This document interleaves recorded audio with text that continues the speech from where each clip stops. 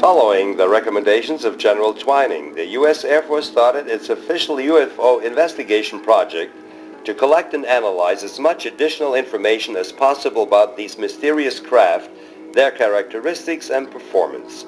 This program was codenamed Project Sign. Sign evolved into Project Blue Book, which investigated about 11,800 UFO sightings between 1952 and 1969. One of the reports in the files of U.S. Air Force Project Blue Book came from U.S. Navy Commander Graham Bethune. While flying a transport from Keflavik, Iceland to Argentia, Newfoundland, at about 10,000 feet, this was at night, I happened to observe a little bit off of the bow, about 10 or 15 degrees on the water below the horizon, a yellow glow that appeared as though we were approaching a city at night.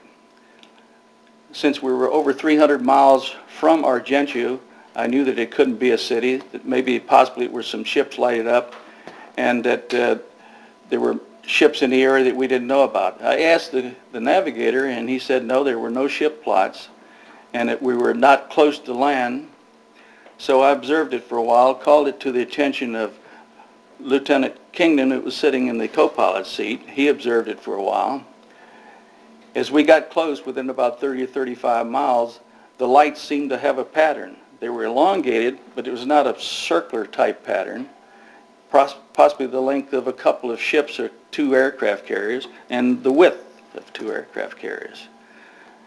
After observing this for a while, we got within a range of, say, 30 miles, the lights went out. And all we saw in the water was a small halo. This small halo started its approach towards us, turned to an orange, to a fiery red, to almost a purplish red. And at about 400 or 500 feet below us, it stopped its movement. I had already disengaged the autopilot in order to try to go under this craft, because it looked like we were on collision course. And at that time, I noticed that it was not sitting level. The craft was sitting at an angle, about 45 degrees off the bow, and it was staying with us. So it continued to move with us for a few seconds.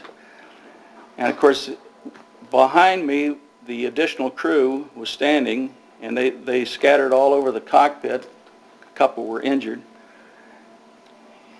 Then it started its movement away from us, and at that time I could tell it was an intelligent craft of some kind, guided. It came up to take a look at us, and then it started its movement away from us. At that time, some other crew members came up, and it looked at what we were observing.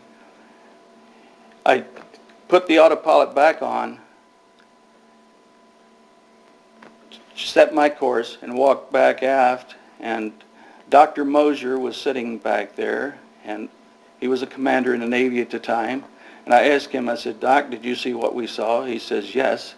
He says it was a flying saucer. I didn't look at it because I don't believe in such things.